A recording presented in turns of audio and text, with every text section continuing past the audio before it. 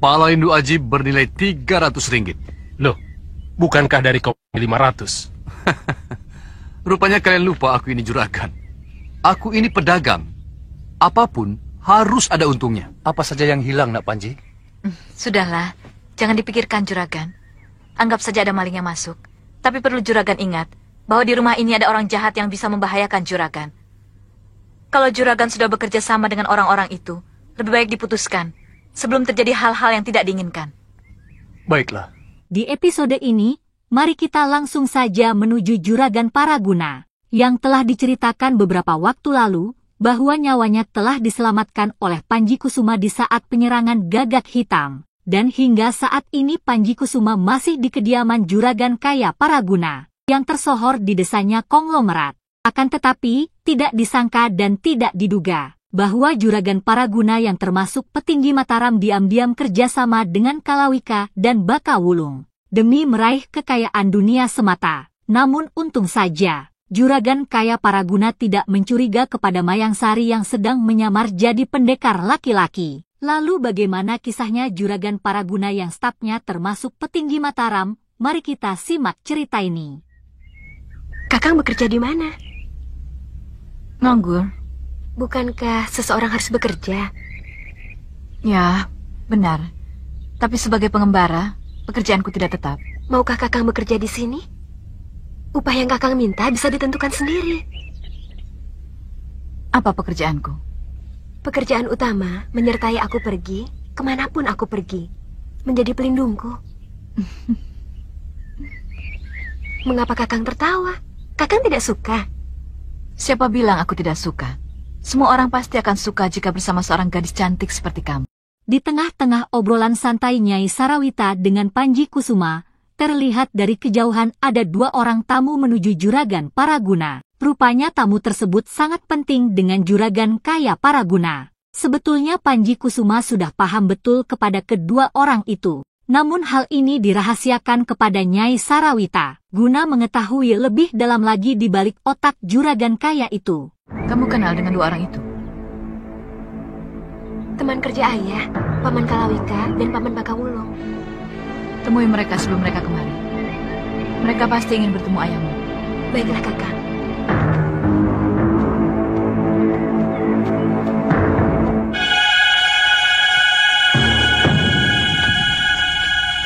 Ayahmu ada? Ada di dalam, ketuk saja pintunya.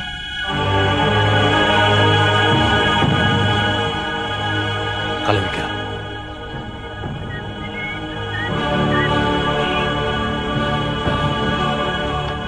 Kau lihat sama dia? Ya. Mayang Sari. Bukan, laki-laki. Aku sudah menunggu kalian. Ayo masuk. Sebentar, Juragan. Siapa lelaki yang bersama putri Juragan itu? Panji Kusuma. Sudah berapa lama di sini? Juragan tahu dari mana asalnya? Sayang, saya belum menanyakannya. Tapi kalian bisa menanyakannya sendiri pada Panji Kusuma. Ayo masuk. Neng Sarawita. Iya. Neng Sarawita mau membantu kakang? Tentu, apapun aku mau melakukan untuk kakang. Tolong jika ayahmu memperkenalkan aku kepada kedua tamunya itu, akuilah aku sebagai suamimu. Senang sekali aku mengatakan itu, kakang. Jika mereka bertanya sudah berapa lama, jawablah 1 tahun lebih. Begitu? Bagaimana jika aku jawab 2 tahun? Ya terserah kamu. Baiklah, kakang. Mau kemana? Aku kenalkan dengan tamu ayah. Tidak usah. Nanti saja kalau ayahmu memanggilku. Tidak perlu dipanggil. Aku sendiri yang akan mengenalkan kakang kepada Paman Kalawika dan Paman Bakawulung. Ayo, kakang. Lalu Sarawita putri Juragan Besar pun mengajak Panji Kusuma untuk mengenalkan kepada kedua tamu ayah Sarawita. Namun ternyata, sebelum masuk, terdengar dengan jelas obrolan Juragan dengan kedua tamu tersebut. Tapi meskipun begitu, Panji Kusuma berusaha untuk tidak menampakkan kecurigaan kepada Sarawita. Pendekar-pendekar pilihan sudah aku siapkan untuk mengirim Lindu Aji ke alam baka. Tinggal satu saja yang belum. Apa? Warta kepastian tempat Lindu Aji sekarang berada. Ayo, kakang. Tunggu apa lagi? Sebentar. Aku masih gugup. Tidak apa, kedua tamu itu kawan karib ayahku. Ayo. Nah, ini dia. Kenalkan. Suamiku, Paman. Kakang Panji Kesuma. Sudah berapa lama menikah? Sebenarnya sudah lama juga, Paman. Berapa tahun? Ya, kira-kira 3 tahun lebih lah. Ketika kami kemari dulu, tidak ada. Tentu saja tidak ada. Dia dagang. Kemana? Lampung, Paman. Permisi.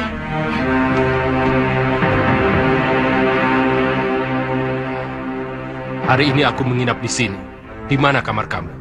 Ada. Sebentar, saya siapkan. Aku mencurigai pemuda tadi. Siapa namanya? Panji Kesuma.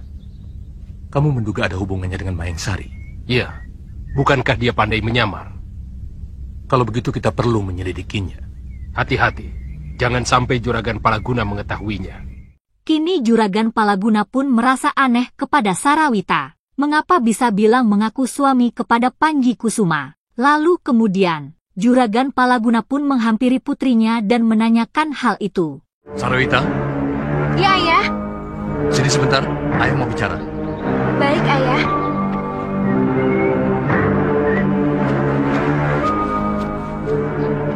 Ada apa, Ayah? Sini. Apa maksudmu mengenalkan Panji Kusuma sebagai suamimu? Kakang Panji sendiri yang memintanya. Dan aku sangat senang sekali melakukannya, Ayah. Siapa tahu kami memang ditakdirkan berjodoh. Kau suka menjadi istri Panji Kusuma? Kenapa tidak? Aku sudah menyukainya sejak dia menolong Ayah. Aku minta Ayah pun tidak keberatan mempunyai menantu dia. Ayah tidak keberatan, nak. Ayah merasa bahagia jika ternyata kau mencintainya. Iya, Ayah. Singkat cerita, malam pun telah tiba. Hari pun sudah larut malam. Sebagaimana yang telah dimaksud oleh Bakawulung dan Kalawika, bahwa malam itu akan menginap di rumah Juragan Palaguna. Waktu sudah menunjukkan jam 1.30. Namun apa yang dirasakan oleh Panji Kusuma tidak nyaman dan punya firasat yang janggal. Bahwa di atas wuwungan ada seseorang yang mencurigakan. Akan tetapi Panji Kusuma sudah memastikan bahwa yang di sana adalah Kalawika dan Bakawulung. Sehingga pada saat itu terjadi perkelahian dengan Panji Kusuma. Namun meskipun begitu, hal tersebut masih dirahasiakan kepada Sarawita, putri Juragan Palaguna. Lalu bagaimana cerita kelanjutannya? Mari kita simak bersama.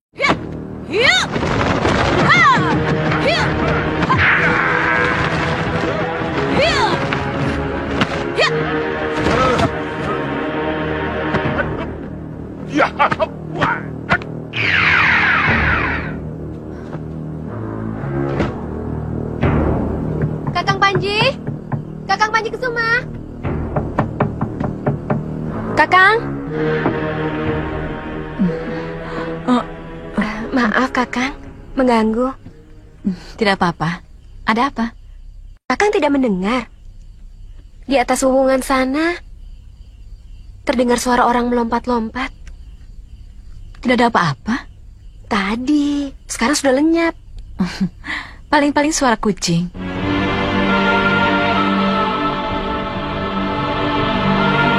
Wah, celaka. Ada apa, Kakang? Maling. Maling? Dari mana Kakang tahu? Lihat genteng yang jebol itu. Benar, ada maling yang masuk. Tapi, apa Kakang tidak tahu kalau ada orang yang masuk? Sampai gentingnya jebol begitu? Mungkin aku kena aji penyirap. Sampai-sampai aku tidak tahu ada orang yang masuk dalam kamar ini. Ada apa, Kakang? Jangan-jangan Mencari apa, Kakang? memeriksa barang-barang. Jangan-jangan ada yang hilang. Kantong uangku? Kalau begitu, berarti maling itu telah mengambilnya. Mau kemana? Memberitahu Ayah bahwa ada maling yang mencuri barang Kakang. Tidak usah. Biar kita berdua saja yang tahu. Yang lain jangan dibuat bingung. Tapi Kang, Kakang minta padamu. Kau bersedia memenuhi permintaan Kakang? untuk Kakang, aku selalu bersedia.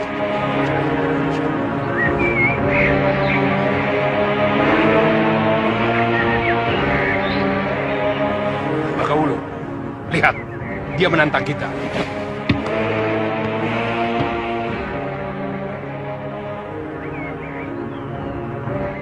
Keesokan harinya, Baka Wulung dan Kalawika pun baru bangun tidur dengan logat dibuat tidak mencurigakan kepada Panji Kusuma. Namun Panji Kusuma tidak bisa dikelabui dengan begitu saja, melainkan sedang mencari siasat untuk selanjutnya. Aku benar-benar penasaran pada pemuda itu. Aku yakin kalau dia itu Mayang Sari. Pasti dia. Tidak salah lagi. Kita atur siasat. Kita buka saja kedoknya di hadapan Juragan Palaguna dan putrinya. Biar mereka tahu ada musuh yang menyusup di antara kita. Setuju. Aku mencurigai seseorang.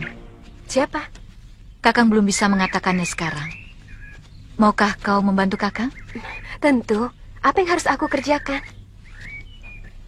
Tolong selidiki 2 orang tamu ayahmu itu. Keris pusaka Kakang, gagang kerisnya berbentuk badan naga yang sedang menjulurkan lidahnya yang bercabang. Coba lihat bentuk keris yang dipakainya. Kalau benar kerisnya berbentuk naga, Kau diam saja. Pura-pura tidak tahu apa-apa. Yang penting, kau sudah tahu bahwa dia bukan orang yang baik. warna kantung uang milik Kakang? Hitam, dengan mulut kantung berwarna merah. Jika aku menemukan kantung itu, apa aku harus merebutnya? Tidak, jangan lakukan apapun. Tetap saja bersikap seperti biasa. Tapi tolong sampaikan pada ayahmu untuk bersikap hati-hati terhadap... Paman Kalawika dan Paman Bakawulung? Ya, Kalawika dan Bakawulung pasti mempunyai maksud tertentu yang akan merugikan ayahmu. Baik, akan aku sampaikan.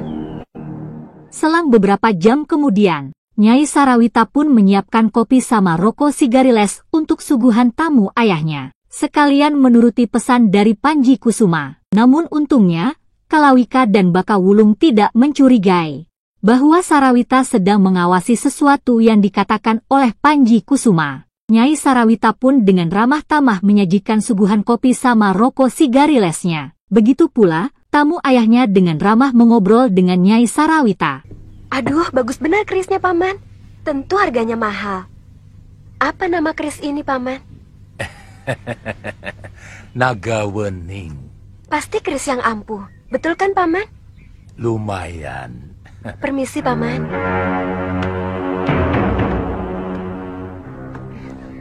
Saya tukar uang 1 peser, ada tidak, Paman?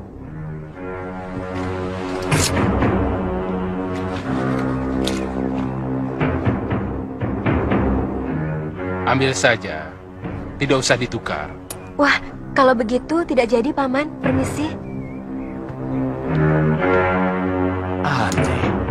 Diberi malah menolak. Selanjutnya, Nyai Sarawita pun mengajak ayahnya untuk melihat atap yang jebol kejadian tadi malam. Tentu saja ayah Sarawita merasa kaget setelah melihat atapnya rusak. Iya, sebentar. Aku sedang berpakaian.